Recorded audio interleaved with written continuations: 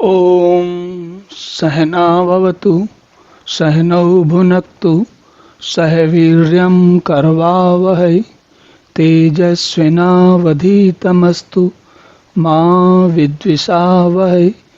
ओम शांति शांति शांति। हरि ओम। तो हमने देखा कि पिछले श्लोक में भगवान ने कहा कि भगवान ने आत्मा को अवध्य बताया, और अवध्य का अर्थ होता है जिसका वध नहीं किया जा सकता। तो जिसका वध नहीं किया जा सकता उसके लिए किसी प्रकार के शोक का कोई लाभ नहीं है। तो ये बात भगवान ने पिछले श्लोक में 30वें श्लोक में भगवान ने कही थी अर्जुन से।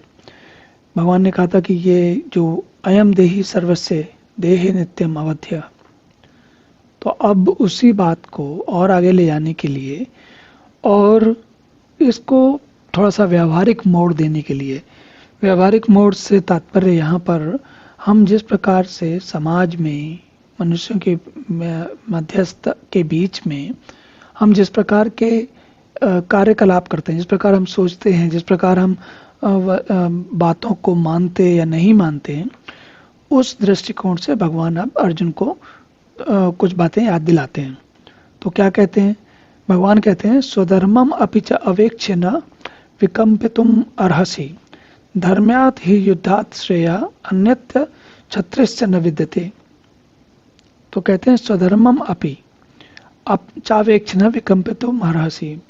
तो तुम अपने धर्म, जो तुम्हारा धर्म है, तुम्हारा धर्म से मतलब अर्जुन से धर्म का अभिप्राय यहाँ पर है कि अर्जुन जो है योद्धा हैं, वो कर्मठ योद्धा हैं, वो शक्तिशाली योद्धा हैं, वो वीर योद्धा हैं, वो महायोद्धा हैं।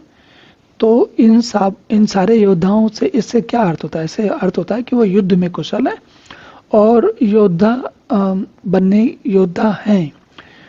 तो भगवान ये कहते हैं कि तुम योद्धा हो, इसलिए तुम्हारा धर्म है युद्ध करना। जैसे अगर किसी को मान लीजिए कोई शिक्षक हो तो उसका धर्म होगा पढ़ाना।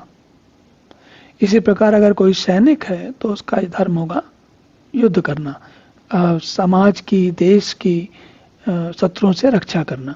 तो योद्धा का कार्य भी वैसे ही है।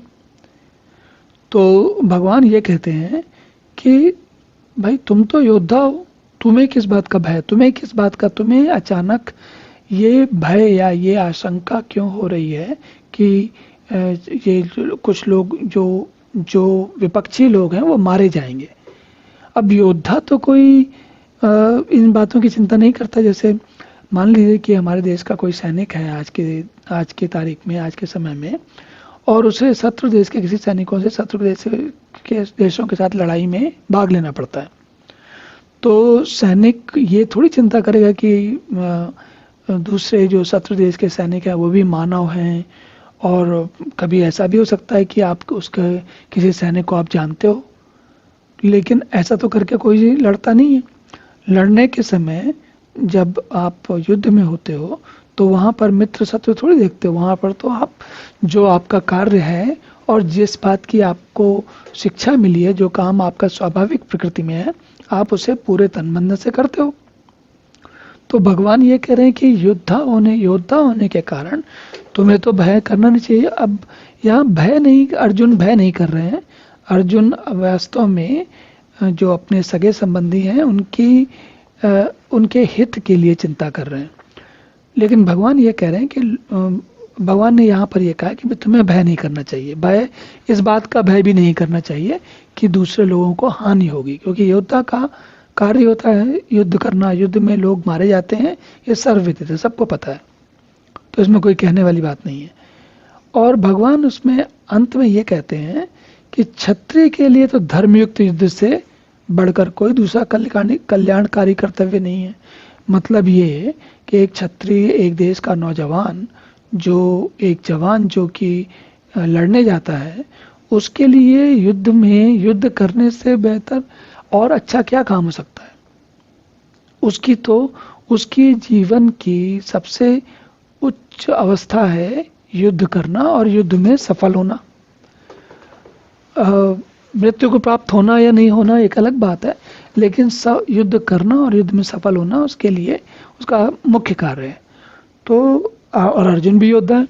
जब अर्जुन योद्धा हैं और योद्धा का मुख्य कार्य युद्ध करना है, तो अर्जुन को कोई इसके बारे में कोई किसी प्रकार की शंका या कोई भी भय नहीं होना चाहिए। यही बात यहाँ भगवान कह रहे हैं। तो अब अगला श्लोक देखते हैं, अगले श्लोक में भगवान क्या कहते हैं।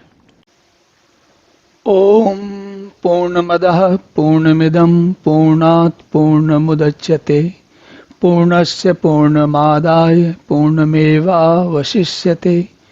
ओम शांति शांति शांति।